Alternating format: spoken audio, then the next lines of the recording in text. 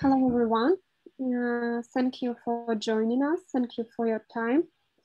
And my name is Anna Kalinin. I am the director of the Center for Research on the Liberation Movement, and I have a pleasure to be a moderator of this event. This event is one of from the series of online workshops on the best practices of digital projects in the field of memory and history. It's called History and Memory in the Digital Age, Georgian Experience.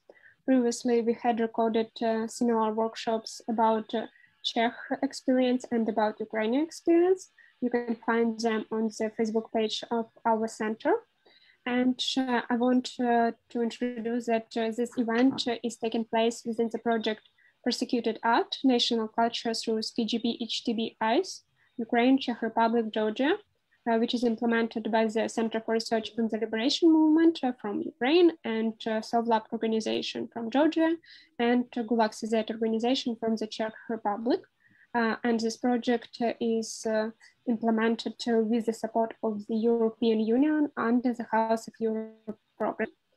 And I am happy to introduce our experts today that they will be presenting their experience. So I'll introduce them shortly, and then I'll tell more about them before giving them the floor. So our speakers today is Maya Daminia. She is a PhD student at Ilia State University and research assistant in the Institute of Linguistics. Irakli Khvadogiani, he is a researcher at the Soviet Past Research Laboratory, SOVLAB, and he is a Georgian coordinator of our project mentioned earlier. And Mariam Netarashvili, she is an artist. She will talk about her experience with digital projects. We will have, despite the fact we have three speakers, we will have 4 reports. So Irakli also will tell us at the end of this workshop about the Kgb archives in Georgia and the regime of access to them. We'll be happy to invite our first speaker, is Maya Daminia. Maya will talk about the project of the Prosopographic Base of Georgia and have about the idea of this project and the different features of its implementation. Please, the floor is yours. Thank you. First of all, I would like to thank you for invitation, and it's my pleasure to be a part of this event. And the first thing I would like to mention is that my presentation was prepared with collaboration of a Prosopographic Database editor and the PhD student at our university. His name is Rati Gumashvili. So I would like, first of all, to share with you my screen and my presentation. I hope you can see it now. Can you see the presentation? Yes, we see. Yes, okay. So I will speak about some important points.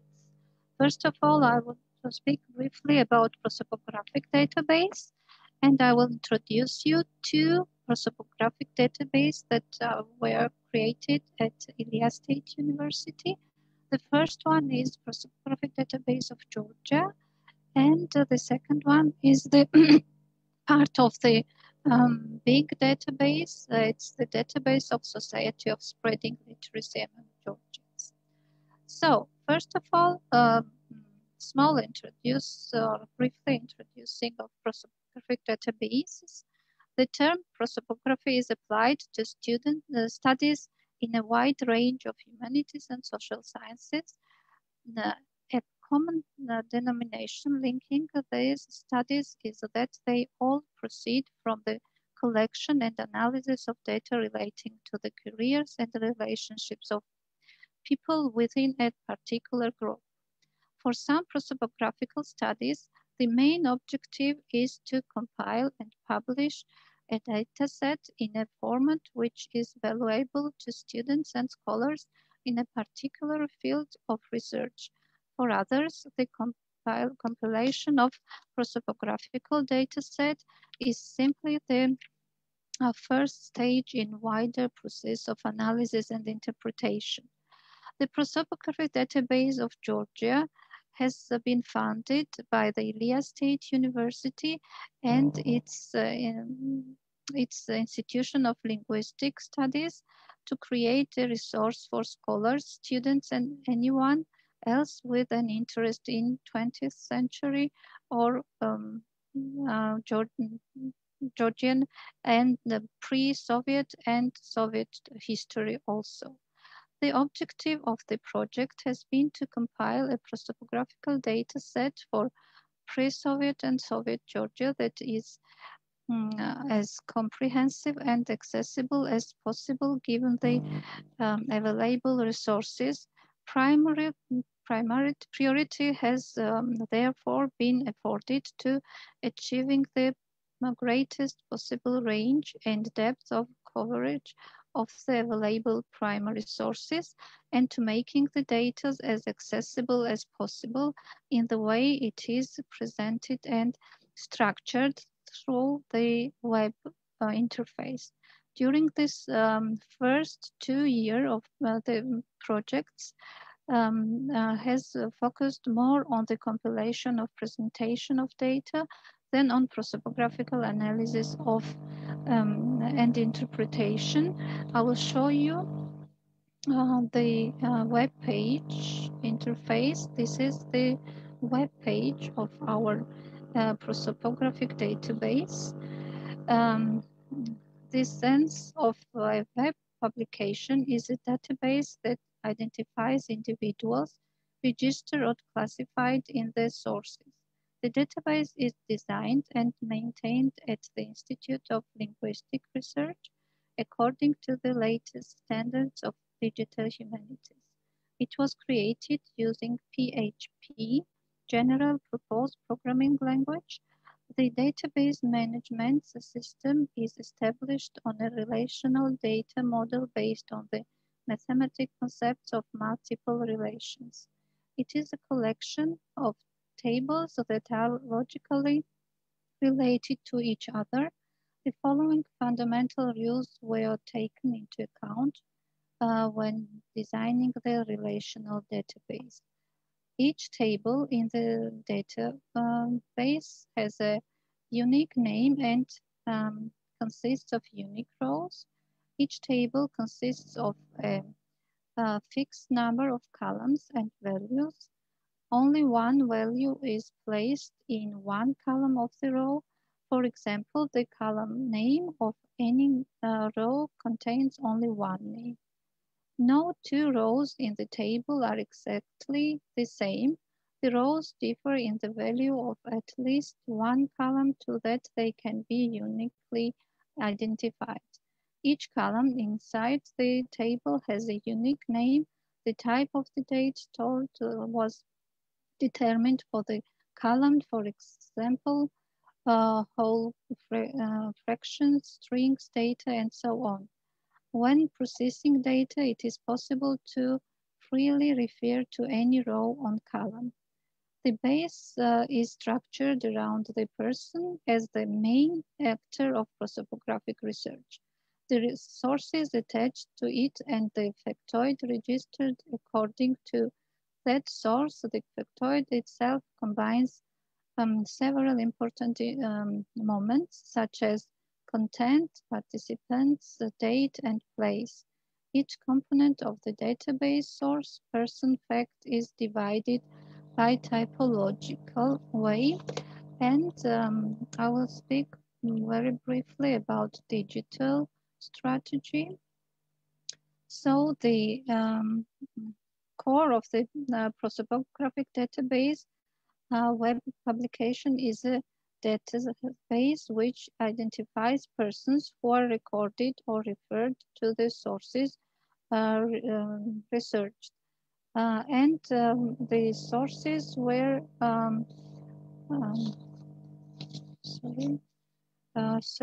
sources survey.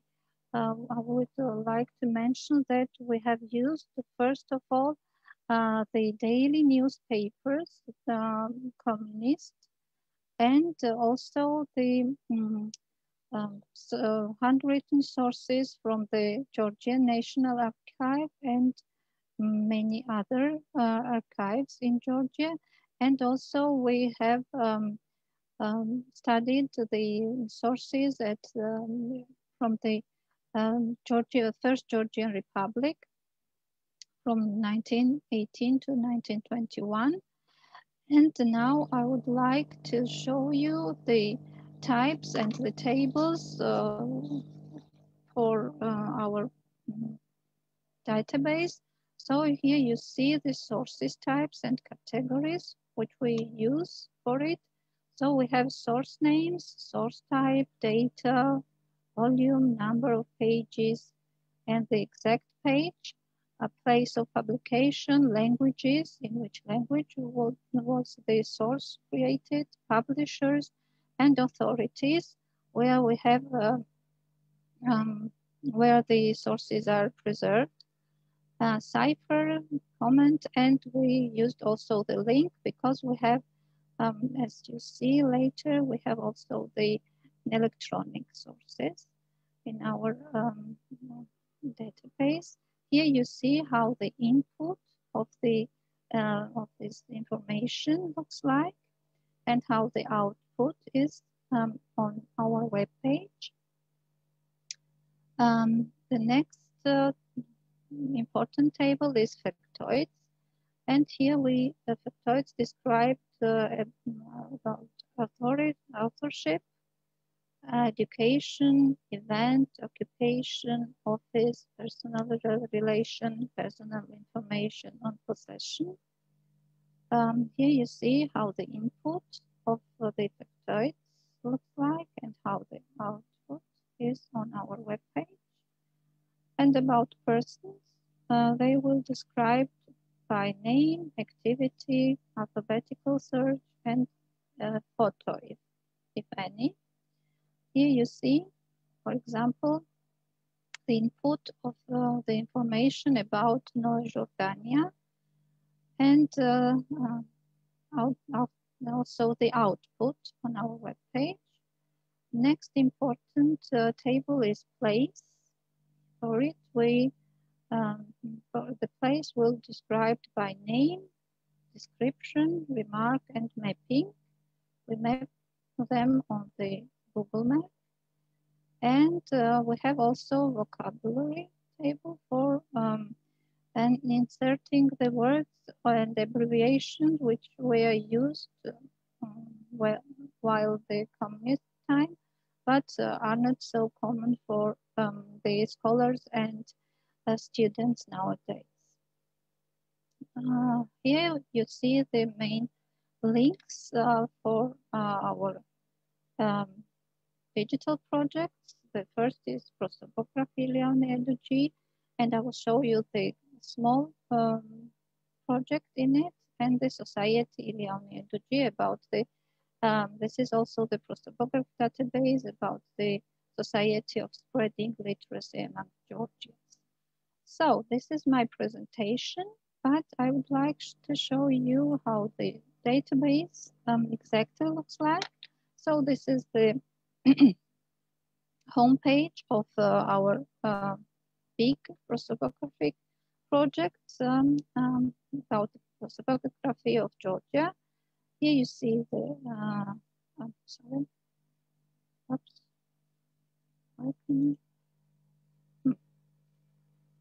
Okay, so here is the base, and here you see the persons, and you can find the persons according to their alphabetical order. Here are the factoids, and you can find the factoids also using the year or place or only the persons. Here you see the sources,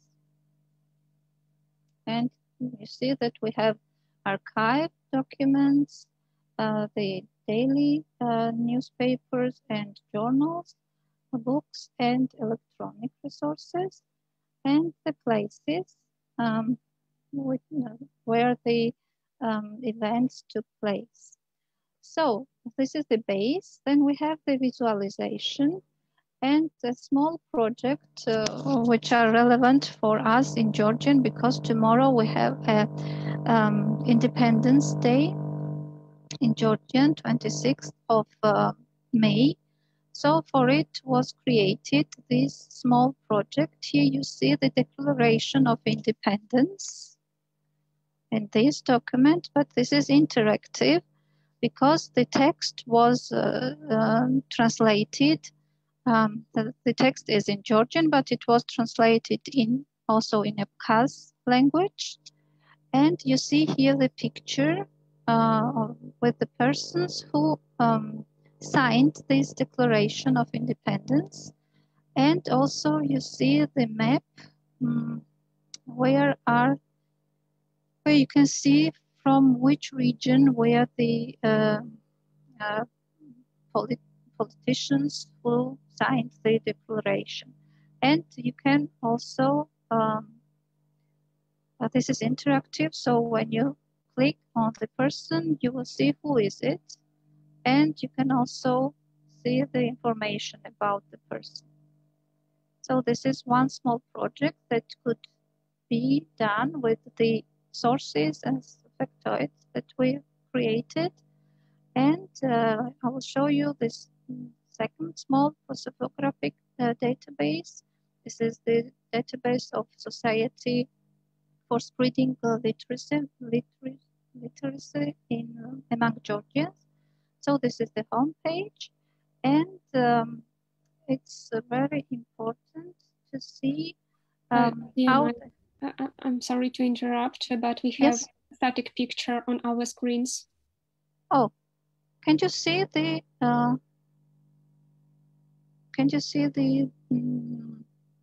web page? Yeah, yes, we have it in the static version, so nothing changes. And now can you see this map? I think it will be better to turn off the screen sharing and once again, and it will just change it. I will do it. Sorry. Can you see now the map? Yes. Now okay, sorry. So it's important to see how could the data be visualized, how the visualization could look like. For example, here we have the visualization of the schools which were founded by the Society of Spreading Literacy among Georgian, and for each we have the region and also the information about the year in which it was founded. And you can see also the schools and libraries which were founded by the same society in Europe, for example, and in Great Britain. And it's very nice, I think, to see everything with this visualization. And the last thing that I would like to show is this network.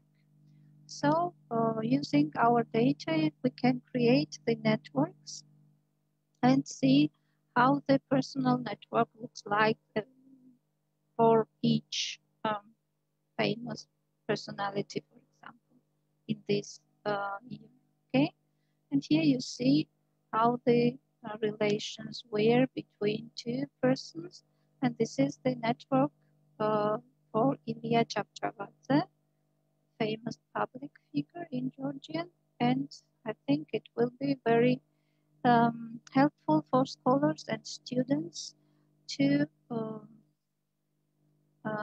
create their hypothesis and to make their interpretation and analysis. This was briefly my presentation, and I would be happy to answer your questions later. Thank you a lot. This was inspiring presentation, and I would like to ask you maybe at the end to share these links with our audience, so we can post it on the page of event or in the comments to this translation, because it's really great and I want to explore it more. We will have our Q&A session at the end after all reports. So if you have questions to Maya, please put them down into comments to our broadcast, and we will be happy to share it with our experts at the end of this workshop. Our next speaker is Irakli Khvardagiani. As I mentioned earlier, he is a SOLAB researcher and also a coordinator of our common project about repressed art in Georgia. And we asked Irakli to tell us about the SOLAB Public Archive and collections of oral stories of victims of Soviet totalitarianism, and the virtual exhibition called Versus. So Irakli, the floor is yours. Thank you, and thank you to everyone who is just joining our online seminar, and I'm very pleased to represent the SOLAB's experience towards the digitization, we can say, the memory, just putting the forgotten stories, like a memory about that event, which was permanently cleaned up by the Soviet totalitarian regime from the collective memory, and how we are dealing with such a big kind of, say, challenge. I will just try to illustrate shortly on an example of one of our core digital platform, which is Public Archive. So to explain briefly, our research group, Soviet Past Research Laboratory, was founded in 2010. And very soon we decided to work on this field, like making the alternative digital archive, public archive, and in reality, every citizen is just understood to be the contributor of this digital archive to fill the gap. Because as the beginner researchers, we were already, how to say, experienced it when we had the relations with the official archives. Mostly it was visible on the audiovisual archives that we have left as the official state archive documentary heritage towards the like audiovisual materials as official Soviet kind of materials. You can't see any any real life like a situation, how the majority of the society lived, all those like a struggle against the Soviet regime, just fix it and document it in audiovisual side. And in the same time, we had plenty of the like cases when unique documentation like photos, manuscripts, and so on was stored in the personal spaces in the families.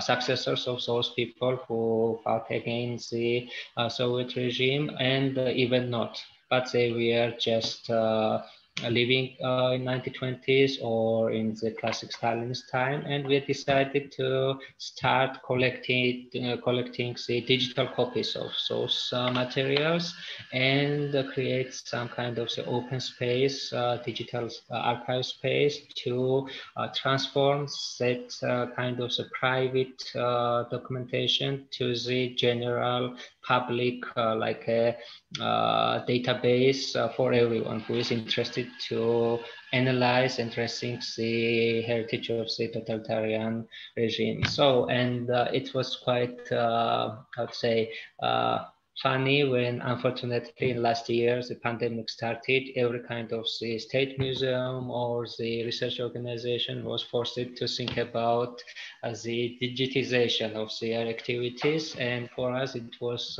just a part of our everyday activities since 2010, because initially we just started to act on that field, and we created the web page of our digital archive. And now I'm just going to illustrate this one. It's the mostly for the Georgian audience. According to the limited resources of our organization, we are not such a, let's say, successful to make it same time available as English, but some key and essential part of the archive is just translated. And we have this system developed from 2017, the second version of the web page you have just now on the screen. And it's some kind of the multi perspective, we can say, because the core of the page is the archive itself, but we have also the basic information about the idea of archive, the statistic, how many documents are published now, because we have only some 30% of the whole materials developed right now, and it's continuous every day to prepare all other materials for publishing. And the concept of archive, what we are just looking for, and the rights, and etc., etc. And another essential part of the archive is the, I would say, we just call it blogs, but it's in reality small research papers we are putting according our research activities on the web page, and we have the collection of the such small and even not such a small pieces of our ongoing researches. And of course, the main part of the archive, it's the archival collection. We are collecting since 2010 until today, and it's up to 300-400 different family or the small institution with the colorful range of the original sources, we can say, about the modern history of Georgia. It's not only about the Soviet totalitarian time, but roughly from the middle of the 19th century until the 1990s, like the modern history times for Georgian society and Georgian statehood. And such a small attractive tools, just mapping these documents according to the location.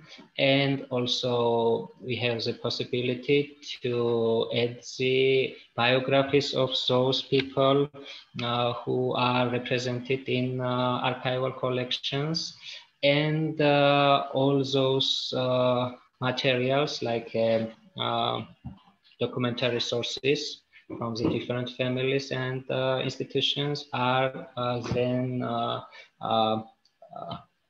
stored also in the thematic order. For example, here is the Great Soviet Terror of 1937 and 1938, and you can see documentation which is primarily linked with the Great Terror according to the victims.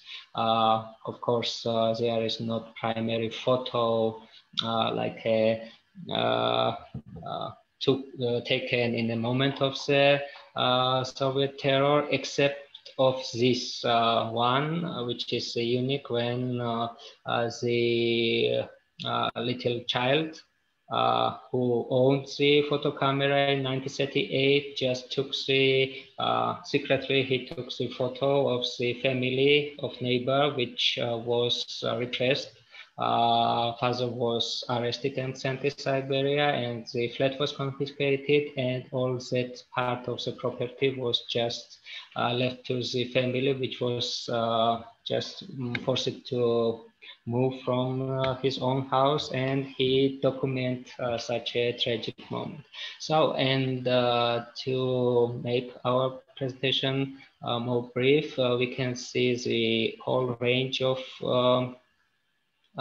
documents. Just a moment. And And one of the core of the sources, we can say, represented in this archive and in the family collection, it's the oral histories. Since 2010, permanently we are documenting the testimonies of the survivors. Primarily, we can say, of those people who experienced the Soviet political terror and arrests and the exile or the mass deportations since 1930s, because when we started in 2010, it was completely impossible to find the person who was the victim of the Soviet terror himself in 1920s.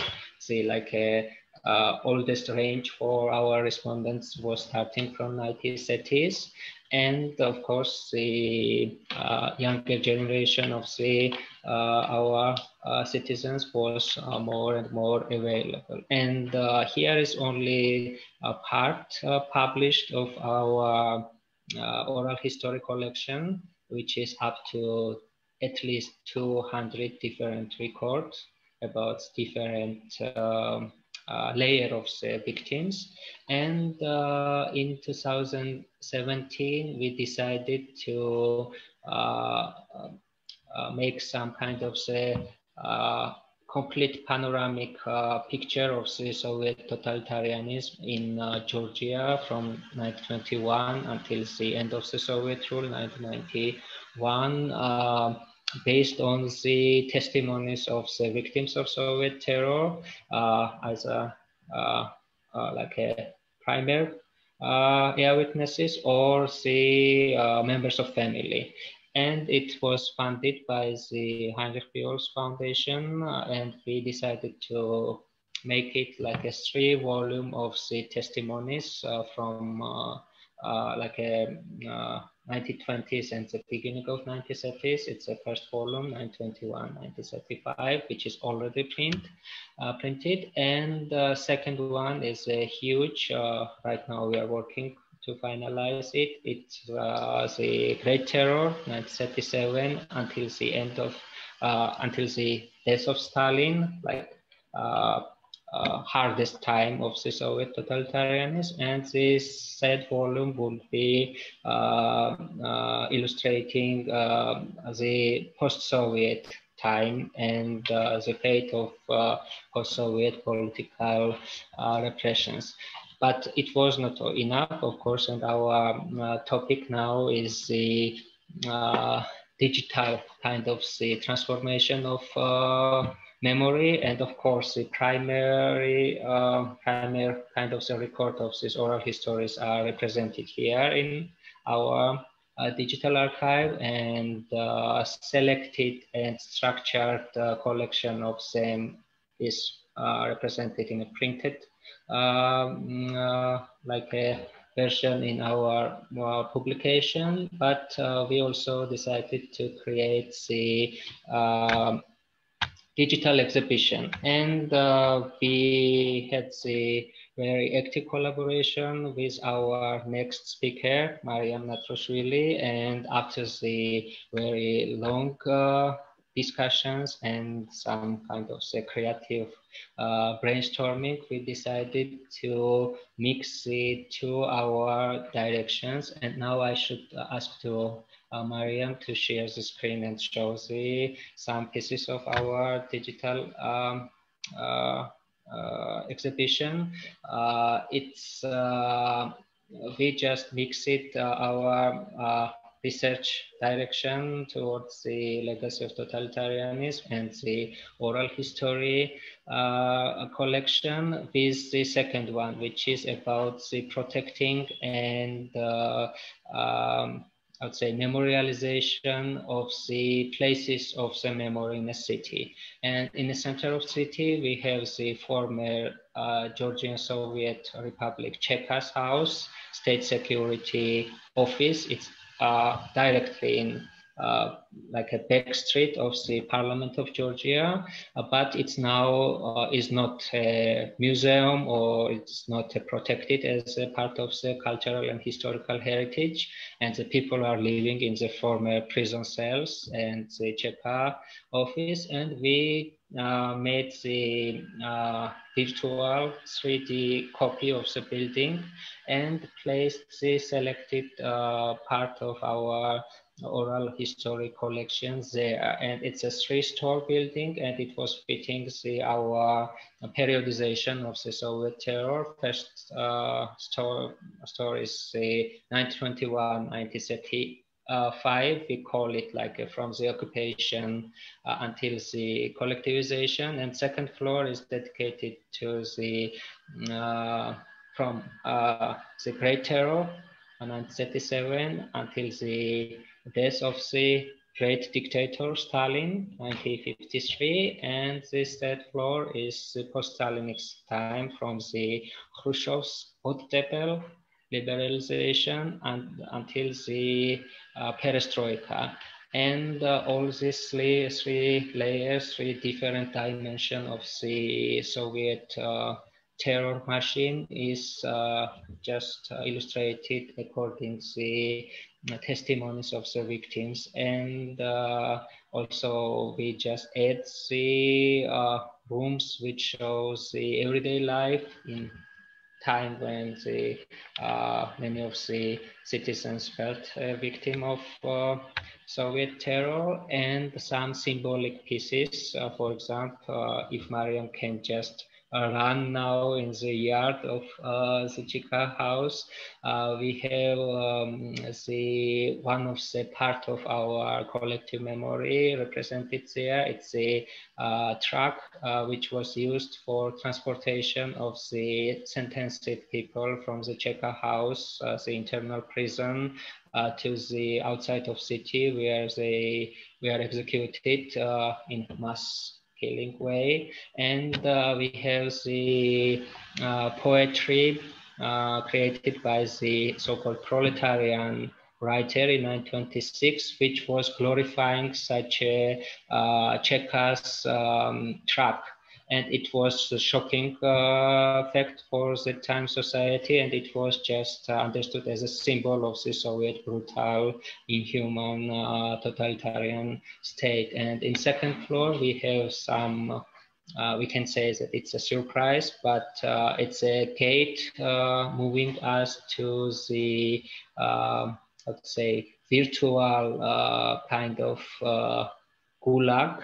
And one of the survivors of the Gulag is just speaking directly about his experience. And we have such a respondent which is still alive, which is primary witness of the Stalinist classic Gulag life in 1950s, beginning of 1950s. And we add such kind of the, I would say, portal and door leading the visitor to the Gulag. And in the last floor, we have the symbolically room called the archive, which is just locked.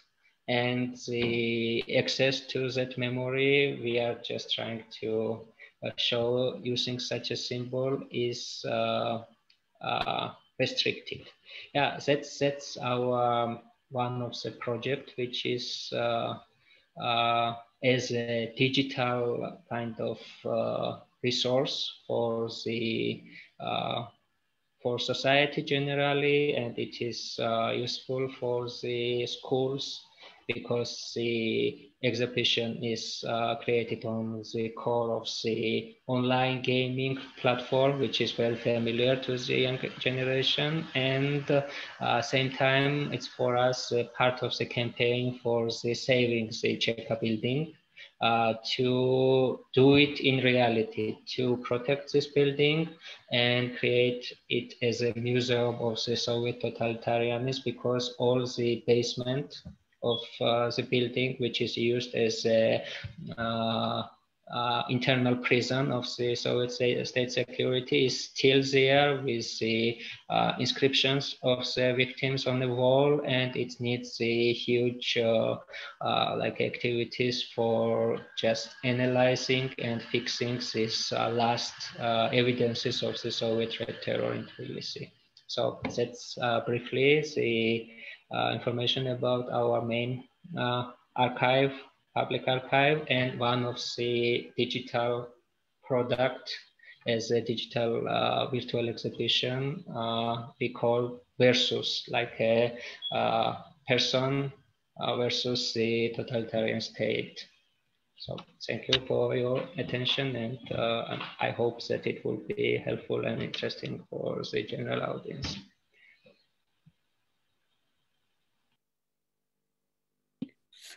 Yeah, it was definitely impressive. Yes, thank you for this presentation.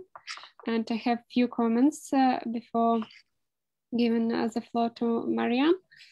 First of all, yes, this virtual exhibition looks really impressive, and it reminds me the feeling that I'm being in the virtual reality glasses. And that's nice that you made it available for wide audience without need to take such glasses, because it make a different restriction, because not everyone has such technical facilities.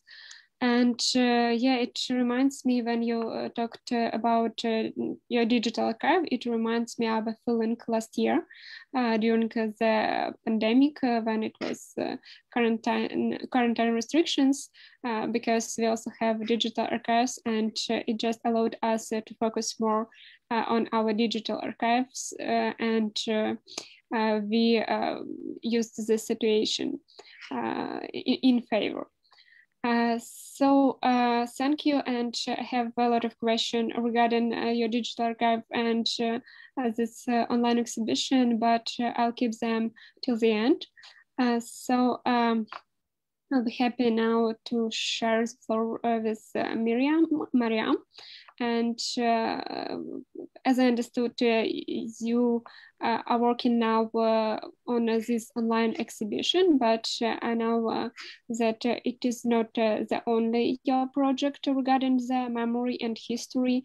And I have my personal conviction that artistic dimension for rethinking such hard historical topics, it's one of the most useful instrument for working with it. So please share your experience, and we will be happy to hear. Thank you for invitation, first of all. I'm happy to be part of this seminar. And yes, I think the same. I think that history and art works together, and memory and art especially are working together brilliantly. I'm an artist based in Tbilisi, Georgia. I'm working together with my colleague Detu Jincharadze. And all of the projects that we are working are collaborative. And for us, one of the most important topic is a memory in our art practice. We try to work on this topic a lot. So today I will talk about two of our projects. One is actually in the offline space, and it was before pandemic started. And the second one is Museum of Contemporary Art Tbilisi, which is also a virtual exhibition based on the video game Engine. First project that Irakli mentioned was a project in 2019, we started a project Festival of Words because we were also working on text-based art. So let me share the screen and maybe I will show some images. And we started the Festival of Words, and we decided on the first year, it was in Art Villa Gariqula, which is 40 minutes from Tbilisi, Contemporary Art Center, run by artist Qaraman Kutateladze. And during 1 month, we invited people, like about 30 people who are writers or historians or artists who are working with texts, and the topic was time. Last 30 years of Georgian history, and we asked each person to write a short text, short or long, any kind of text about each year. So people were choosing, the participants were choosing the year, and from 1989 until 2019, and they were writing any kind of text. It could be a sentence, it could be just a word, or it could be a fiction, non-fiction, memory, anything. So we wanted to make some kind of a subjective memory, and all those texts during 1 year, they were published on our website of the project, and people could read it. So it was, it had also another part, exhibition, and we had an art book, which I have it here, and we made the art book. We collected sentences or words from the press and from the media of from Georgia's history, and for each year,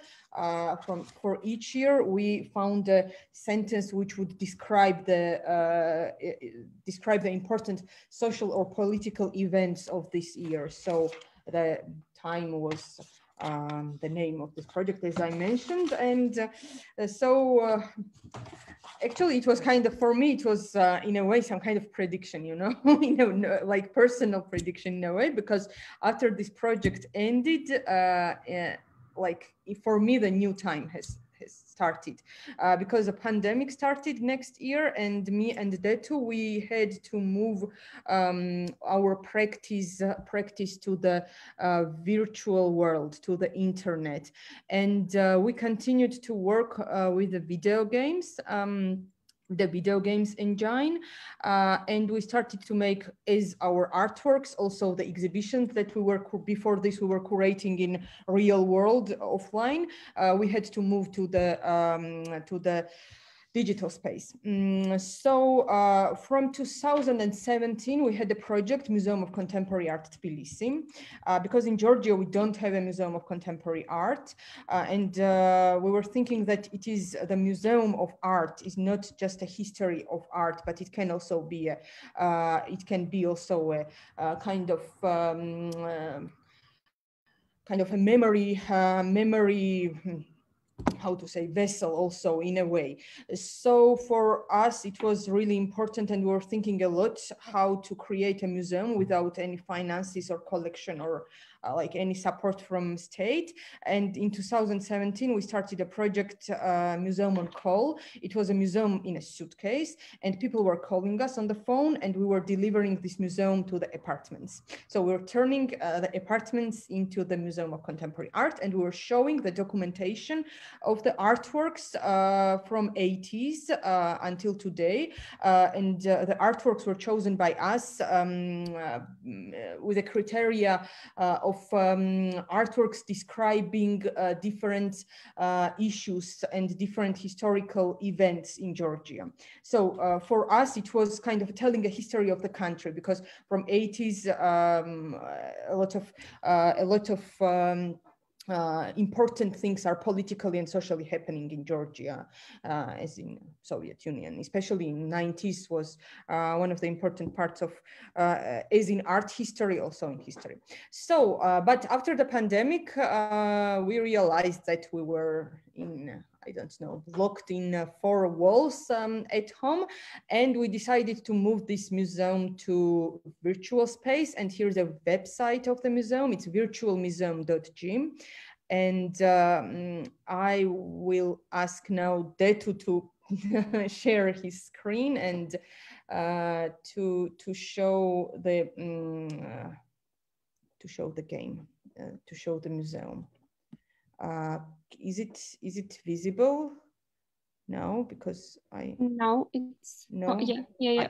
I started. So this is a building of Univermag. I don't know how the word is in English. It was a huge Univermag built in 70s in the center of Tbilisi, which was demolished in 2015, and now it's a huge mall instead of this building. It's quite interesting and important building also architecturally, and we decided to rebuild this building virtually and to show the artworks of artists from 1984 during the works that were created during 10-year period in this building. So it was also impossible and very difficult to find any material of this building, like photos or drawings, or this was actually the biggest part of the work, because we had to, the archive was closed, and we had to like ask people and find photos in private archives to reconstruct the building. So it is a video game. It's an interactive, also as the face-to-face exhibition, which we made together with Sovlab. So the user can walk inside the building and explore it by himself and see the artworks. And on the website, it's also the explanation of this project. And there are also some, unfortunately in Georgian, some art historian, texts of art historians. So yeah, this is the second project, and you mentioned the virtual reality (VR), and yeah, when hopefully 60% of Georgia will be vaccinated, maybe we'll have a possibility to make a real exhibition, and then we are planning to show this face-to-face project also in virtual reality glasses, because at home it's like maybe some 100 people have at home the VR glasses. So yeah, I think that this digital reality gave us possibility to make exhibitions that last more or less longer than the exhibitions in real time, because offline you are planning exhibition for 1 month maybe, but here, yeah, this face-to-face exhibition is now online, and anybody can play it. So yeah, this is what I wanted to talk about, and I would be happy to answer your questions. Thanks a lot, Mariam. Yeah, it was totally engaging, and I just feeling that I need to ask you all these links and to spend my evening by exploring it, because yeah, this is engaging. So I also have a few questions for you, but I'll keep them. And now we will have short session with Irakli again. And we have asked Irakli to tell something about Kgb Archives in Georgia, because we saw the mentions about these archives in your previous reports, in the reports of all previous speakers. And as far as I know, the issue of access to Kgb archives in Georgia is complicated. So if you can share with us some thoughts, facts about the access, some difficulties, and about the potential of these archives for digital projects, please. Yeah, I'll try to be maximally to do it very quick, because it's a very complex issue, like effect of the Soviet state security archive data in Georgia. It's a part of the fairy tale, we can say, because of failed transition we had in 1991, 1992, instead of some smooth transfer from the totalitarian regime to the modern democratic statehood, we had the military overtook of the power in Tbilisi, and civil war and ethnic war, and the collapse of the all state structures. And the part of it, we have the missing amount of the documentation. I'll try to illustrate now. Here is the former building of the Soviet state security and the Ministry of the Internal Affairs at the moment when the military overtook of power in Tbilisi ended at the beginning of 1992. All this state quarter was burned including the building of Kgb. And since there, we, like the citizens of Georgia, still hear from the official state representatives that the 80% of the data of Kgb archive was lost. Either it was burned, or 1 year before, some part of archive was quickly taken out by the commission from the center from Moscow to the Smolensk repository of the Soviet Kgb archives. And because of it, we are still in a situation to have some remains of the archive of Kgb. But as the researchers, as organization which is working with this remaining part of archive and other parallel state institution archives and the huge archive of the Communist Party of Georgia and Transcaucasian Communist state and the party organization, we are very skeptic towards such a calculations that majority of the sources was gone. But I can confirm your introduction that the access and the transparency of this archive system is not guaranteed in reality. So I will try to illustrate it on level of the web page of archive itself, and you will just easily understand which level of the transparency the citizens are granted. In Georgian version and even like an English version, we have only small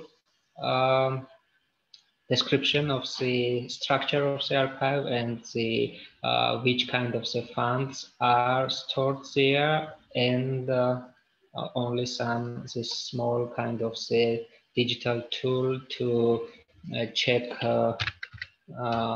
the identity of the person you are interested in. For example,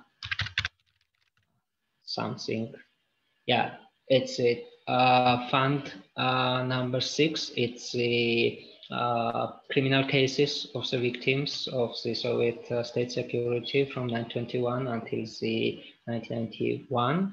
And for example, if we just put there some name or some name of person, for example, Akradze, I just gave the input. We have the 10 result, 10 different or the same person, and that's all.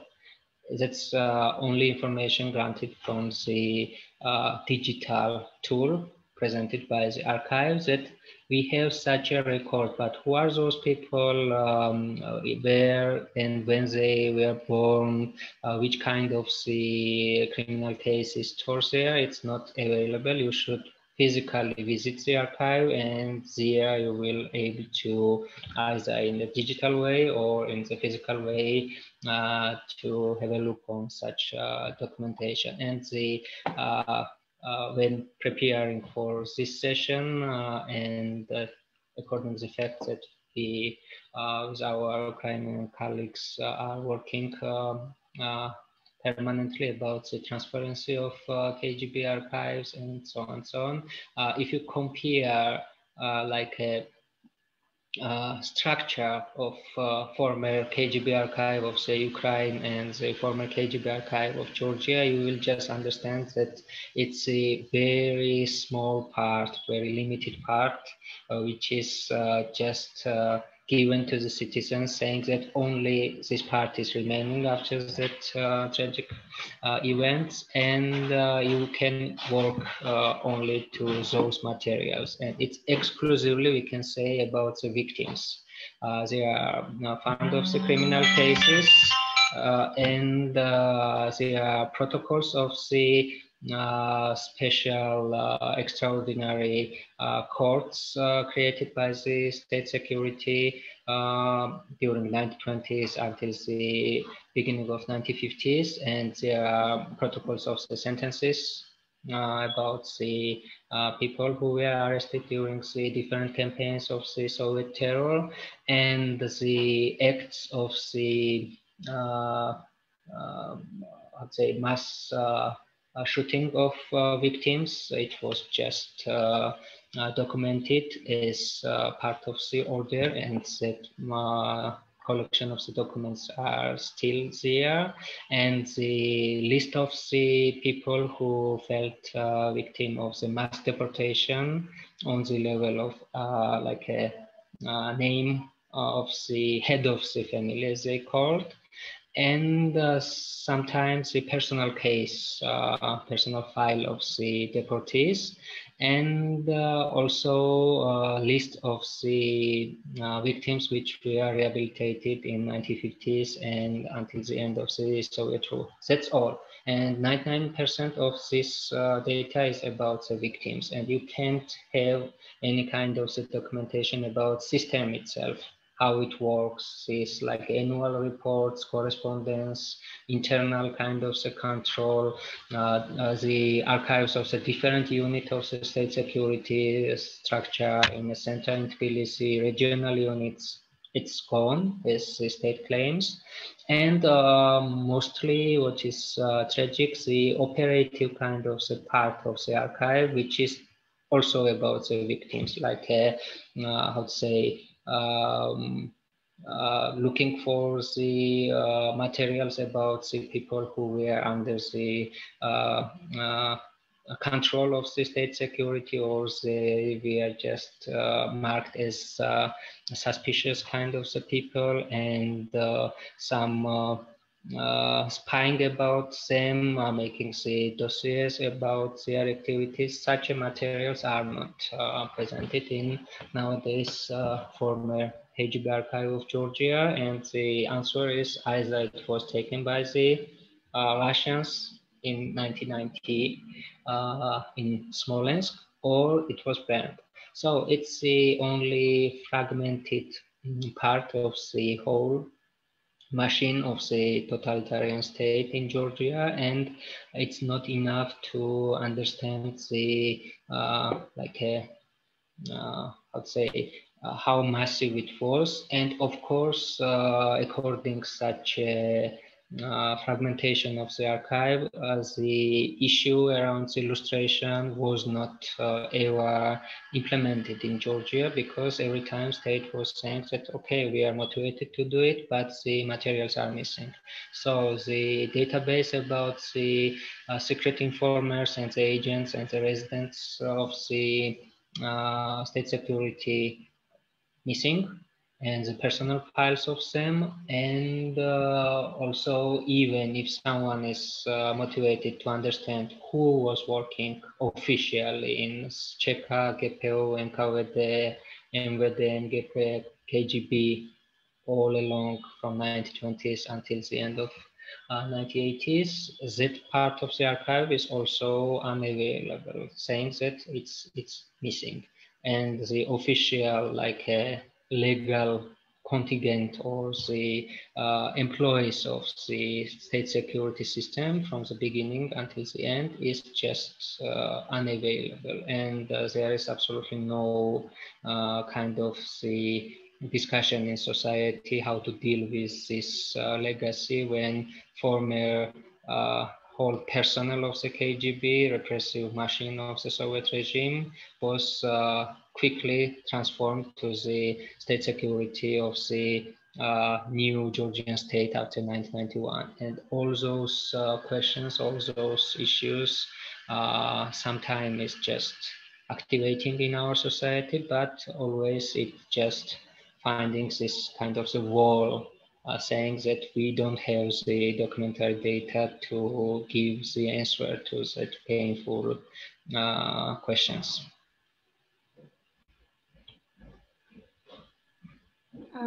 Thank you for sharing this information. Actually, we have started our cooperation with Iraqi and with Sevlap organization since 2017. Back then, we prepared such an overview on access to the Kgb archives in the countries of Eastern Partnership. Ukraine and Georgia are one of this Eastern Partnership members. And I understood from your report that nothing changed since 2017. So you said that you prepared some legislative initiatives and advocated them, but no success yet? No, unfortunately, I'm just was speaking about some key problems and challenges we have towards the Kgb archive, but it's not only the Kgb archive which is necessary to understand the legacy of the totalitarianism. The whole system network of the National Archive of Georgia is also extremely necessary, and we have the law which is just regulating the archive system in Georgia, which is very let's say confronting towards the citizens and towards the historians, because in one hand it's just putting the fees to the copying the materials, and it's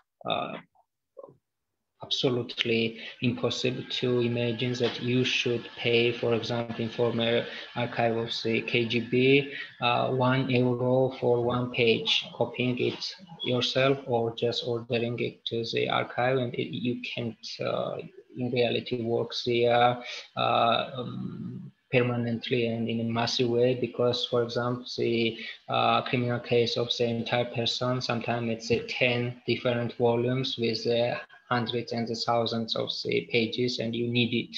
Either you should sit there during the weeks and just marking your necessary info by hand, or just copying them, but you should just be a millionaire. And the same kind of prices are in the National Archive, not say €1 for page, but some 3 times shorter, but it's also impossible to deal with such a prices. And in second direction, the law is just restricting the access to the document which contains the personal data, as they call, since the 75 year, which means that up to 1946, archive can just they can block the access to any file saying that it contains the personal data. You should ask to the digital copy, and they should just remove the personal data on this copy, which just giving you only the empty kind of the skeleton of the document, that it's useless. And all these measures are just working against the citizens and their right to know the past is really as it was. And we had the several kind of the trial against the National Archive, and the highest branch of the trial did not just change anything. The conclusion was that as it is represented in the law, it's just okay, and it should be like this.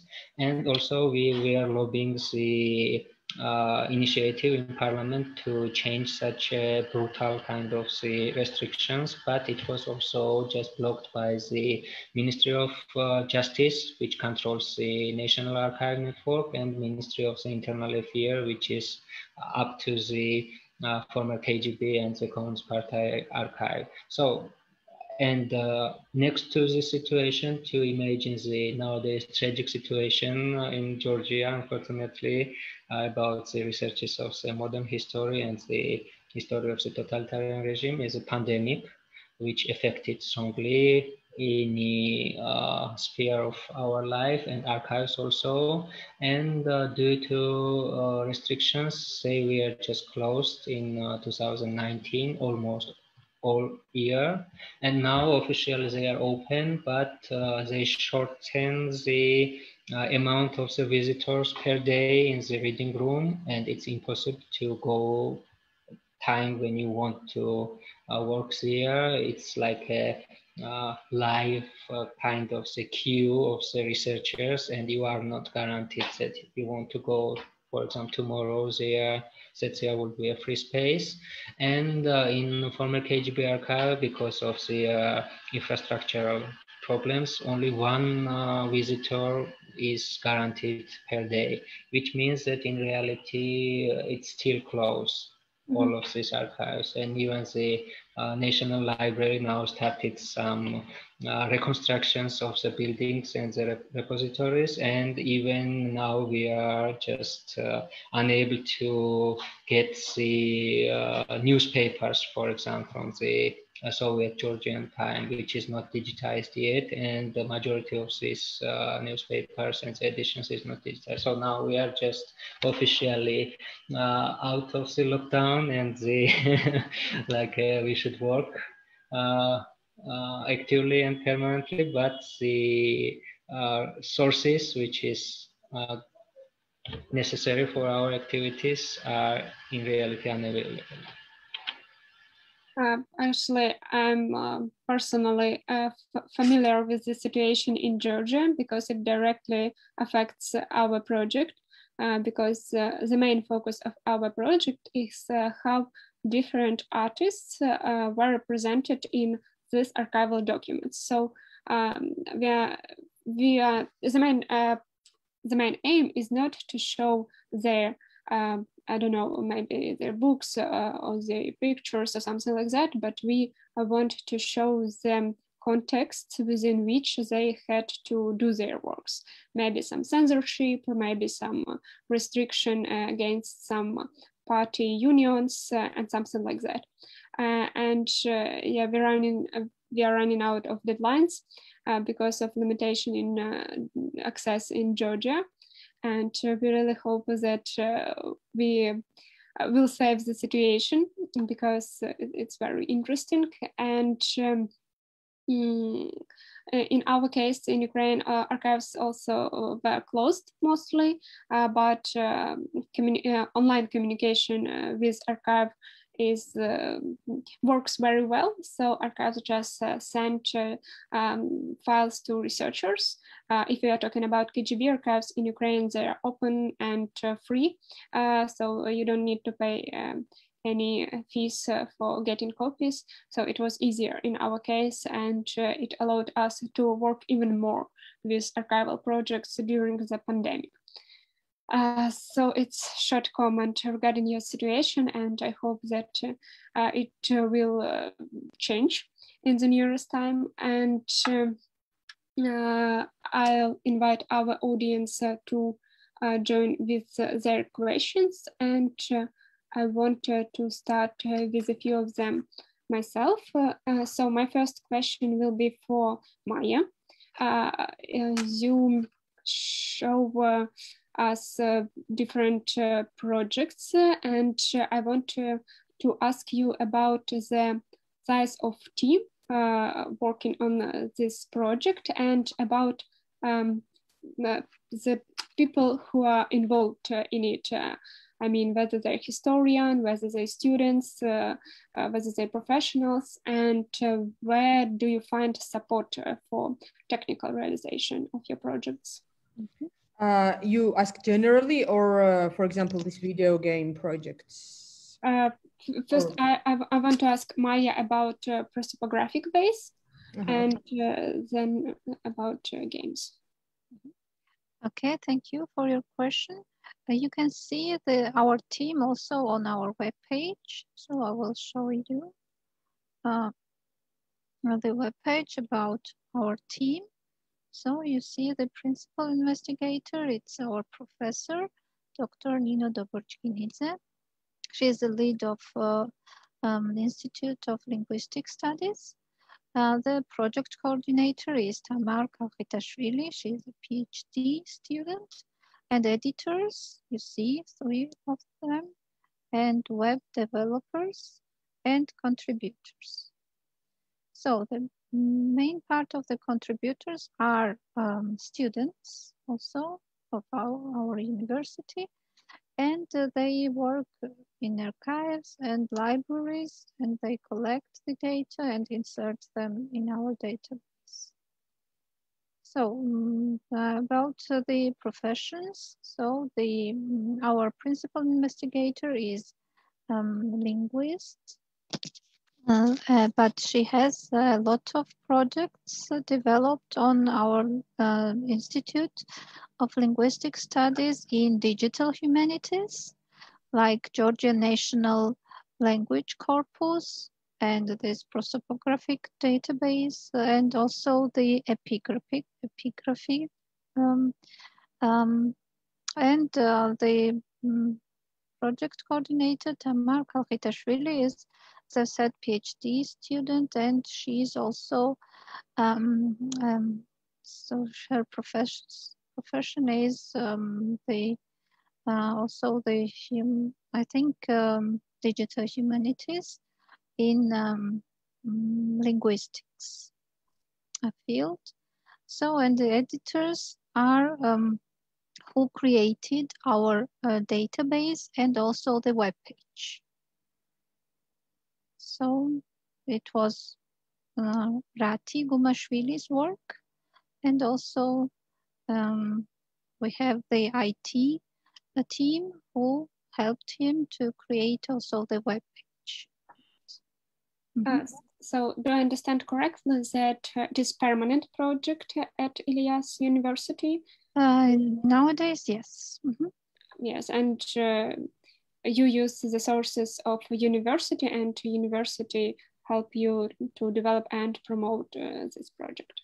Yes, we use the server of the university, and the sources are in libraries in their archives.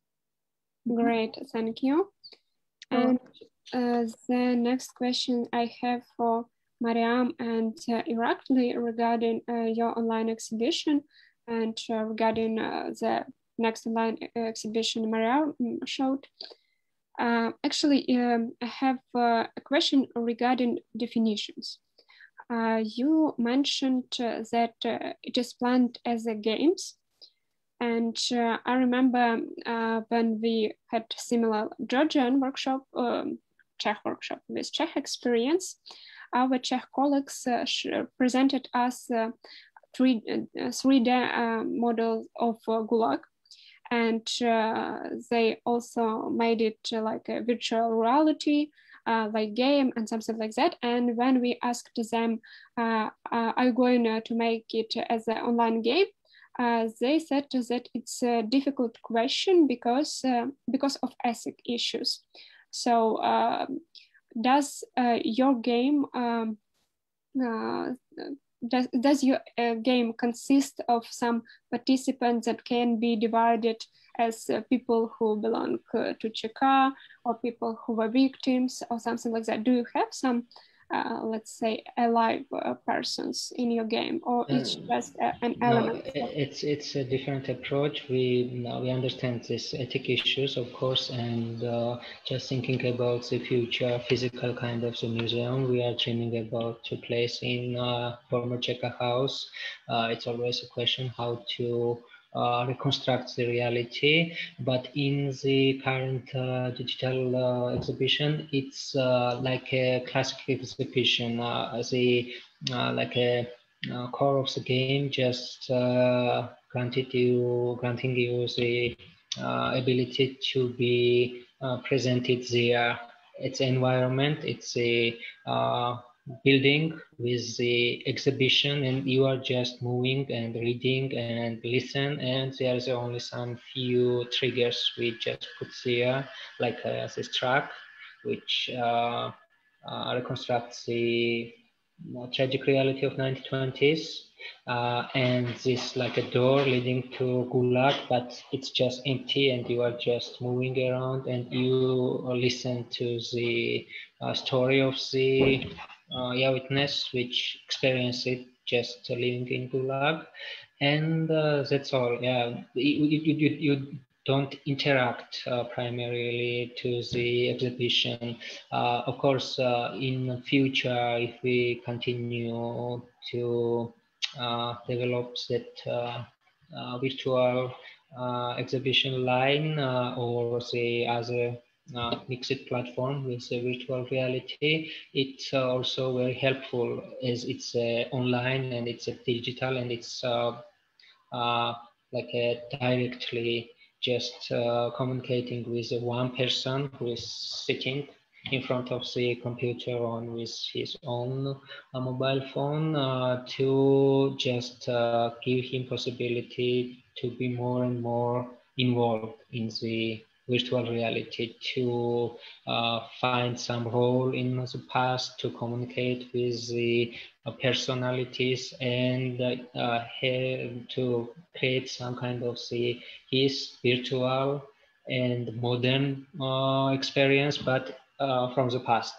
And we are thinking about it. For example, we had some idea which is not implemented yet to create a platform about the 1937, when just person is just opening the web page of system, and he should just fill some basic like a questionnaire, like it was in Czech and Kgb, and according to the response, he would be just placed in one cluster of the victims, and he can just experience all stages of the repression in the different variation, how the how to say investigation was starting around the person, the arrest and the interrogations and the torture and the like a variation of the path of the victim. But it's quite difficult, and it needs a huge time and energy and a lot of the materials, and we are still thinking about to make such a platform which will gives the possibility to nowadays citizens which can't even imagine the reality of the Soviet classic totalitarianism, how the fate of person was determined by the repressive structures. For example, such idea, and again we have some ambition after we created this exhibition face-to-face or versus, as we call it, to do the job, to show to the state the best kind of the solution of the Museum of Stalin. As physically, Museum of Stalin is in Gori, and it's not changing. It's still almost the Soviet kind of the museum like it was. And I, as a state, always afraid to change it and to show the real face of Stalin. We can just make the virtual copy of the museum, but put the another kind of the exhibition about the real Stalin for Georgia and for the mankind even. Well, it sounds very interesting, and I wish you good luck with it. Because I heard that Museum of Stalin in Gori is the only museum in Georgia that doesn't need any state contributions. So it has a lot of visitors, and it's interesting that the exhibition wasn't changed since Soviet times. Yes, and my following question to Mariam and Irakli as well. Are you communicating with some, I don't know, Ministry of Education, with schools for sharing your online exhibitions with pupils? Because I think it's a very powerful educational tool for them. Yeah, we are trying to popularize our digital resources to the school teachers, and there is a union of the history teachers. It's like a professional union of the teachers, and we have a partnership with them, and always just supplying them with our publications and the online resources. And but it's quite difficult to make it on an official level with the Ministry of Education. It's not because of their position not to cooperate with the like NGOs or the research groups. In reality, they are open for the cooperation of partnership, but the problem is the system itself, because it's a state structure, centralized structure, like a Ministry of Education as a whole state, and the bureaucratic kind of the approaches are making this process very slow. and to change some official narratives in school about the Soviet history is very difficult because of the school handbooks, which are officially just confirmed by the ministry, and it has some frame during several years. It should change, and also it's difficult to grant the access to majority of the teachers to the digital resources because of the level of internetization in Georgia, because some cities and the city schools and the teachers who are working in the cities, they are able to have access and use these materials. They are proactive, they are looking for such a information, digital tools and exhibitions, but those who are working in rural areas, it's quite difficult for them to be part of this digital or modern digital era. So it's affects our communication with the schools, and also it depends on the limited resources of the SOLAB itself. It's not a state institution, it's not a huge institution to have the very active direction towards the popularization of the resources we are creating. It needs the extra energy, almost the same amount of the people who are working on the researches and doing this main job. And if we are just changing something and are affecting the teaching of history in school, it's according to the maximal mobilization of our abilities, but it's not enough, you understand, and it's still like an open challenge for us how to deeper the communication with the school teachers, and our final and the main goal is to reach the audience like school pupils, to find the language which is understood for them, talking about such a complex and difficult issue like the totalitarianism and the Soviet terror. And it's a complex challenge how the Soviet history is represented in public schools, and it's maybe takes another kind of session to explain the complex and very difficult reality in our society and the state towards this direction. Thank you, Irakli. And I would like to welcome Mariam to add something to the previous question about online exhibition. And I have one more question for you about social reaction on your artistic projects dealing with these issues. It's very interesting how people reacted on your words project when you asked them to write subjective history, and do you receive support, or it's quite opposite? How is it easy to communicate such topics in Georgian society now, or is it challenging maybe in some way? It depends very much on the topic, of course. Most of the time, people are very interested and open, but I don't know, it's maybe only my own bubble, you know, this art scene bubble. And if you go beyond this bubble, I don't know.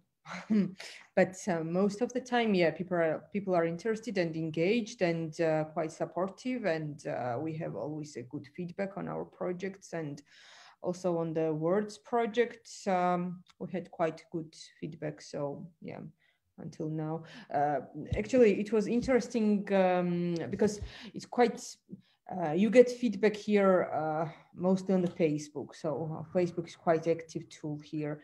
But for example, I mentioned this museum on call, and it was actually the biggest, that we had the biggest feedback on this project, because we were meeting the people that we didn't know face to face. So they were, you could measure the success of this project because we had calls like mostly every day. So generally people are interested in these projects which are on the intersection of art and history and art and memory. So yep, because there is not much museums or open archives or such memory places. People are always into something new that tries to speak about these topics. Maybe just the question for future. Do you have some plans for rethinking of Stalin's legacy in Georgia? Maybe working with some nostalgia for Stalin, or trying to understand why Stalin's museum in Gori is so popular with the same exhibition in 2021 and something like that. Irakli mentioned this idea with online exhibition. Maybe you think about something like that also? Yeah, we're thinking about this collaborative project. Oh, okay. And one technical issue to this, are you working together with game designers or how is your team looks like? It's three of us when we are working on, for example, on this exhibition. It was me, Detu, and Alexandre Lashki, who is a game developer and programmer. And yeah, it's like divided between, the work is divided between three of us. And yep. Yeah, it's main team is three, and also Anano Sikharulidze was the sound designer of the project. Yeah. So you have a great technical support by having people with practice in game developing. Thank you, colleagues. I think we're running out of time, but I'm sure that it was very interesting. And I had this wishes at the start that I wanted to be inspiring, and I think we have this result because your online exhibitions, your prosopographic database, your public archives, oral histories, it's really inspiring, and we can take some ideas and we can support you in the information space. We can share information about it, because I think you have found the way to share the information in understandable formats for modern audience, and it's really useful to share this in our digital age.